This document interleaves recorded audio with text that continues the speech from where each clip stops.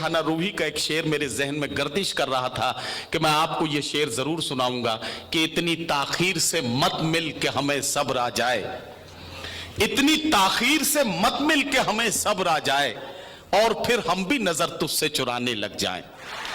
ये एक खातून के जज्बात हैं जिनकी तर्जुमानी आयशा अय्यूब साहिबा के कलाम में हो रही थी।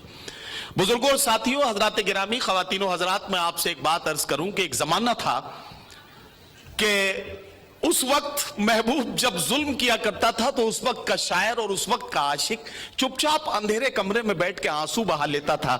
हम इस अंदाज से अपने दिल के जज्बात पेश करते थे कि उधर मुंह फेर कर क्या ज़िबा करते हो, इधर देखो मेरी गर्दन पे खंजर की रवानी देखते जाओ, सुने जाते न थे तुमसे मेरे दिन रात के शिकवे, कफन सरकाओ मेरी बेजुबानी देखते जाओ।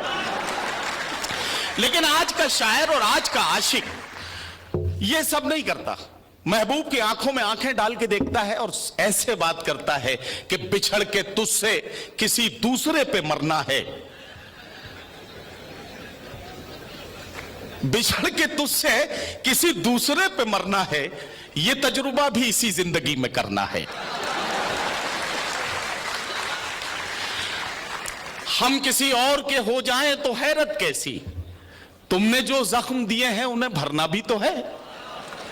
तो आइए मोहब्बतों के इसी लहजे की तर्जुमानी के लिए एक शायर को आवाज दूं और आपको इस बात के लिए भी आमादा करूं कि वो मोहब्बतों की बात करते करते कब संजीदा हो जाए, कब घर आंगन के मसाइल पर बात करनी शुरू कर दे, कब समाज की नाहमवारियों का जिक्र सलीके के साथ करना शुरू कर दे, उस शायर का कुछ पता नहीं है। मियां वो दिन गए अब ये हिमाकत कौन करता है, वो क्या कहते हैं उसको, हाँ मोहब्बत कौन करता है। कोई जन्नत का तालिब है, कोई गम से परेशान है, गरज सजदे कराती है, इबादत कौन करता है। तो आइए इस्तकबाल करते हैं देवबंद सहारनपुर से आने वाले मेहमान शायर जनाब डॉक्टर नदीम शाद से। मैं उनसे गुजारिश करता हूं कि तशरीफ लाएं और अपने खूबसूरत कलाम से नवाजें।